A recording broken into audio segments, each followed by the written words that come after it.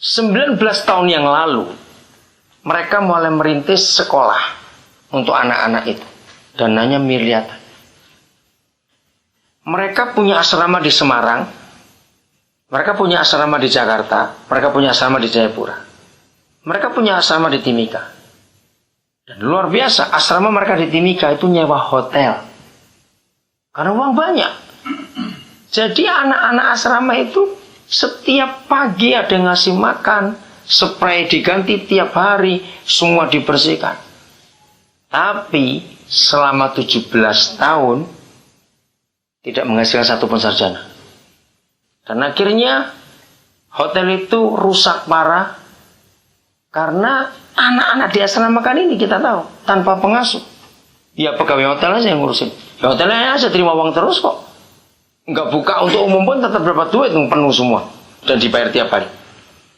Akhirnya mereka datangkan kakaknya, omnya, semuanya mabuk di situ. Saya ditunjukin yang pertama kali itu rusak itu jendela, pintu jebol semua sudah. Rusak habis. Nah, akhirnya 3 tahun yang lalu mereka bangun asrama sendiri. Juga biaya sekian miliar. Asramanya bagus sekali. 128 tempat tidur, 5 lokal. Jadi 1 lokal anak-anak asrama putra, 1 lokal asrama perempuan. Di tengah itu ada dapur, lengkap semua peralatannya bagus sekali. Nah, lalu ada perumahan guru, ada perpustakaan, ada ruang kesehatan, ada ruang kantor. Ketika mau diresmikan, mereka tuh bingung, siapa mau ngelola ini? Mereka punya partner namanya lembaga LPMAK, Lembaga Pengembangan Masyarakat Amungme dan Kamuru. Dan itu yang ngurusin asrama-asrama di luar Papua juga. Nah, ketika mereka mau memulai asrama itu, mereka bingung. Akhirnya mereka menunjuk 4 yayasan yang akan jadi partner nanti itu. 2 di luar Papua, yang 2 di Papua. Ketika mereka mau memutuskan dari 4 itu dipilih 1, Pak John Katz, pernah dengar nama itu? Dia anak misionaris. Ya, anak misionaris. Kalau saudara pernah baca buku yang lemah di Tanah Moni, itu buku bagus sekali. Itu papanya Pak John Katz. Dia sekarang tetap tinggal, papanya sudah meninggal. Waktu papanya, mamanya meninggal, itu minta dibakar, abunya ditebarkan di puncak Karsten. Itu baru awal tahun ini. Itu pesan mamanya, karena dia bilang saya mau menyatu dengan orang Papua. Ini hebat sekali 2 penginjil. Lah anaknya ini Pak John Katz ini bisa 5 bahasa suku. Dari 7 suku itu 5 dia bisa. Jadi bertahun-tahun dipakai oleh Freeport. Nah, akhirnya Pak John Katz ditanya, diminta pendapat mana dari 4 ini. Pak John berkata, saya nggak kenal 4-4. Saya kenal Pesat Vinabiri. Karena dia tahu sekolah kita yang di Sugapa. Ketika Pak John Katz cerita, mereka itu tertantang. Masa di Papua ada lembaga pendidikan seperti itu? Betul. Dari TK di asrama kan ada cerita Sugapa itu gimana semuanya. Nah, Februari 2006, kami itu tidak tahu. Kalau ini utusan Freeport kami tidak tahu. Kami dapat telepon, akan datang 4 orang dari Timika untuk ninjau asrama. Ya kami pikir ya silakan, mau ninjau kok. Tidak tahu kalau mereka ini sedang ngamati kami, kita. Cuma 3 hari mereka. Nah, selama 3 hari itu mereka tinggal di hotel. Pagi sampai sore sampai malam ada di asrama, di sekolah. Mereka tanya guru gajinya berapa di asrama. Mereka kenal anak-anak. Dari SD bisa bahasa Inggris. Mereka itu kaget. Karakternya apa berubah. Nah, hari ketiga malam kami dikumpulkan. Baru mereka cerita apa tujuan kami ke sini. Kami yang kaget. Bulan Julinya kami dipanggil 2006 untuk ninjau asrama itu. Waktu saya sampai sana saya yang kaget. Wih, sebesar ini asramanya. Sebagus itu fasilitasnya. Secara logika bilang nggak sanggup kan. Bagaimana anak-anak nanti? Jadi berunding terus. Singkat cerita, akhirnya Juli 2007 dimulai asrama itu diserahkan ke kami, ke kita untuk kelola.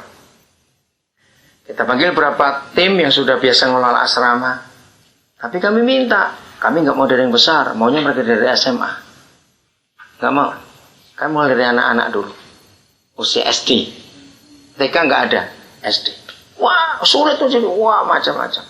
Sekarang waktu Pak Edo, Pak Erwan, sama satu lagi, 3 orang saya lupa. Itu harus survei ke kampung-kampung. Keren betul, naik helikopter. Freeport yang punya. Jadi kampung ini naik helikopter turun lagi, wah hebat betul fasilitas mereka.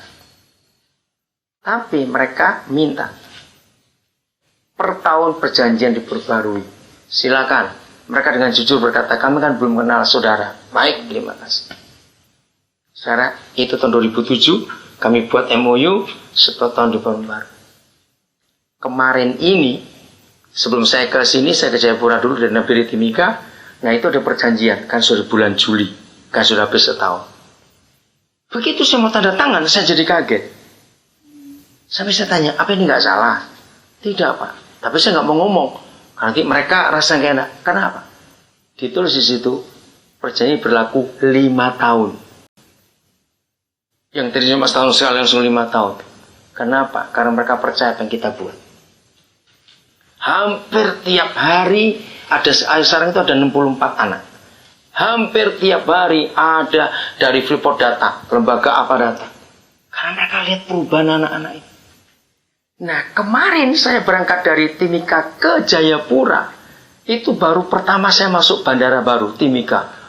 Bandaranya keren. Itu milik Freeport, kayak Amerika betul. Cara ngatur betul-betul Amerika.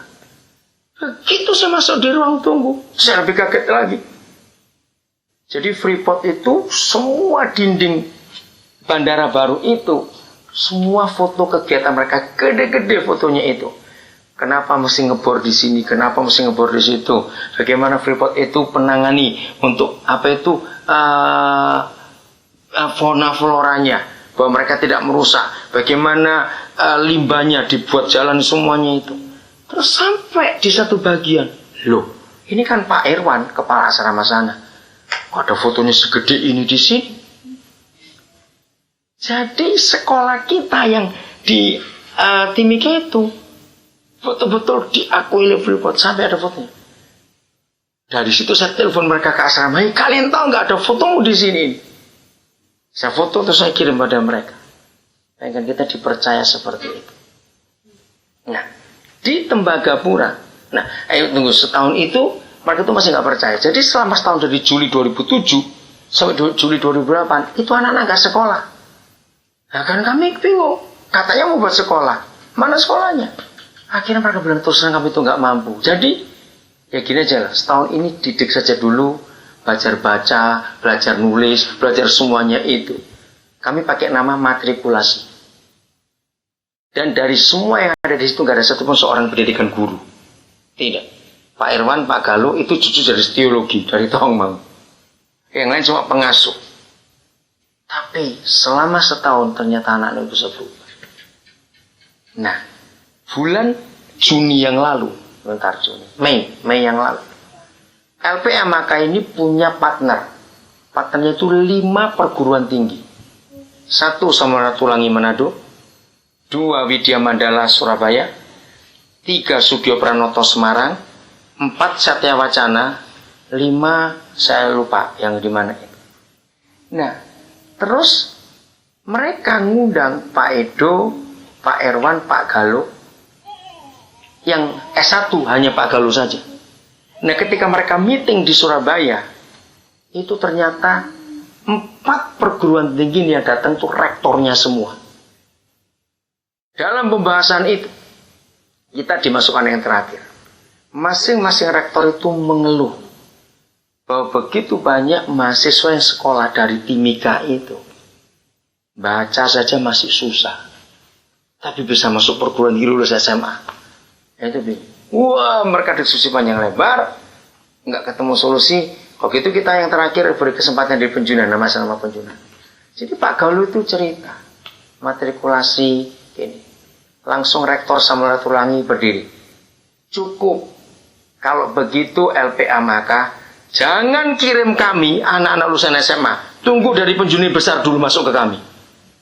Karena ini jawabannya harus dari kecil.